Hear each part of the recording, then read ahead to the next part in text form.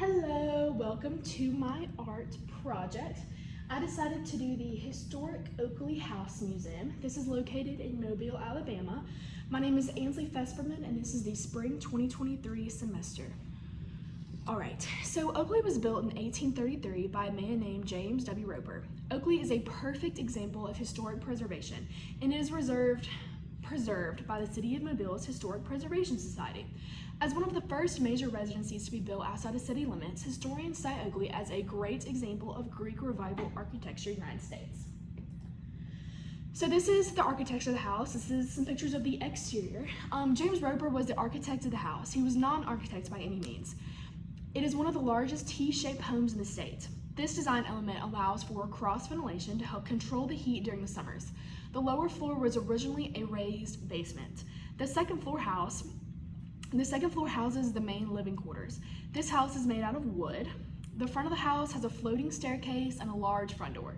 The lower level was later enclosed to create more rooms in the house as well make the house an Airbnb. So as you can see, this is just a picture of the whole house. And this is, you kind of see right here in the second picture, this is like the T-shaped. So yes. All right, I just took a few pictures of, this is the larger door. It just kind of showed like how wealthy he is.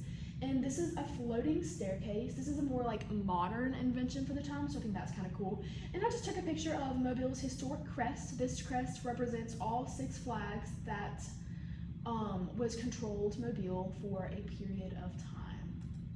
All right, so this is the interior. Roper was originally from Virginia, and in Virginia they had a door tax on every exterior door. Coming to Alabama, he was not aware if Alabama had this tax or not. To make sure he did not have to pay this tax, he invented the jib door. This door looks like a window, but can be extended from the bottom to the top to make a door. Servants of the house at the time would use this jib door to enter and exit the house rather than use the main entrance. Alabama actually never had a door tax, but these jib doors created great air conditioning and just kind of a fun entertainment piece. So yes, right here is a picture of the jib door, the first one. A picture of the jib door that's like when it's closed, so it looks like a window. And this next picture is, I just kind of opened it at the bottom so you can see the bottom opens and then the window goes all the way up to extend into that full kind of door look. This is some more pictures of the interior. The first picture is just kind of what like a simple room would look like. And the second picture is these 2 windows right here is really what I was kind of trying to show. One of the windows is actually taller than the other and they're a little bit bigger, and this just completely not centered in the room. So one significant thing about the house is the fact that James Roper was not an architect, but he did design the house. This is Oakley's collection. Oakley is a historic house museum. As you go through the house, each room depicts a specific family that lived in the house for a period of time. Most of the artifacts were donated to fit the time period, but some are artifacts from the original family. Here I have just taken some pictures of numerous items that would have belonged to the families at the time. My favorite thing about Oakley is how it shows when each family moved throughout the house. So this first picture of this bowl, this bowl actually has cotton on the top because James Roper was a cotton broker, and the color peach was kind of a rare color at the time. In this second picture of this bust, this is actually poet Edgar Allan Poe. He was completely infatuated by, who we'll learn about later, Madame Octavia Levert, and she did not share the same love as he did with her. So to kind of win over his love, he sent her a bust of himself saying like, hey, I love you so much, and she was like, no, that is insanely selfish, so that relationship didn't never work out. It's just kind of a fun story to tell. As I stated before, Oakley is a house museum and most of its artworks were donated to fit the time period. Here I just took a few pictures of examples of local artwork from Mobile. So this first lady, her last name is Goodyear, as in Goodyear Tires. She was very wealthy. She's the lady who actually donated Oakley to the Historic Preservation Society of Mobile. And this next picture is a portrait of Augusta Evans' mom. Augusta Evans actually lived in the Oakley district for a period of time, so we have a few of her books. This, as I stated before, all of Oakley's art was donated, but this is one of my favorite pieces of art in the house. This is Madame Octavia Walton Labert. This portrait was painted by Thomas Selly in 1833, and it is named Miss Walton of Florida. She was a very prominent woman in society during the time period. She lived in Oakley for a number of years raising her sons. She was a very powerful woman and was highly looked upon in society.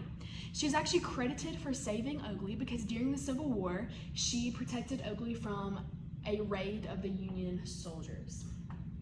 I've read her book before. She's a very amazing young lady. This is another art example. So this is Myrtle. She actually has no correlation to Oakley. I just think it's a fun story. So it's a little bit sad whenever you see self-portraits done of younger children during this time period because either they were near death or they were very wealthy. So we just kind of hope she was very wealthy. The reason she's my favorite is because during Katrina, she had a little bit of water damage to the back of the painting. And as they were fixing the water damage, they found a little locket stuck in the back of the painting. And right here on this little plaque at the bottom, it's kind of blurry, you can't really see what it says. It says, Myrtle never goes anywhere without her locket. And right next to the painting, I should have taken a picture of it, is a little box, and it actually has Myrtle's exact locket that she's wearing in the painting right here. So I think that's kind of cool how this painting kind of travels with its artifacts. This is another art example. This is a large portrait of the Fairhope Regatta, and the reason why Oakley has it is one of its previous owners is present kind of down here in the painting. But anyways, this artist is unknown, but we do know that he actually passed away before completing the painting. So you can kind of see there's like little watermarks over here not completely filled in. This guy's face is not filled in. There's some people over here that just did not get colored in. But the cool thing about this is, first off, it's local. It's of the Fairhope Regatta. But also, everyone in this painting was actually commissioned to be in here. So of course, the people in the front paid more than the poor people in the back did not pay as much to be in the painting. So the artist just kind of collected self-portraits from each family and would include that in one giant portrait of the regatta. So just kind of conclude my slideshow. This was actually donated to Oakley. He has no relation to Oakley. It's just kind of a fun story. So it was very important to kind of get your self-portrait done because that was a way people remembered you. That's kind of how your legacy lived on. But this man told his wife, he said, I do not want a portrait made of me over my dead body. And this wife took it quite literally. Once he passed away, she hired an artist to come in and completely paint her husband's portrait. The artist went back, finished the painting, they had the funeral, life was great. A few weeks later, whenever the artist returned the painting to the wife said, oh my goodness, this does not look like my husband, we need to redo this. So they dug up the husband, put him right back in a chair, and did his painting for a second time. So you can kind of see like right here, his fingertips are kind of decaying, his cheekbones are sunken in. So it's extremely weird, but it's a fun story. I don't really know how we have this story connected, but we do. It's in our archives. But anyways, I think it's kind of cool. I wish I knew who the artist was because I think it's kind of cool how his eyes are open. Artists had to do some editing for that, and it's just very interesting. You don't really hear about that a lot. Alrighty, thank you very much for following.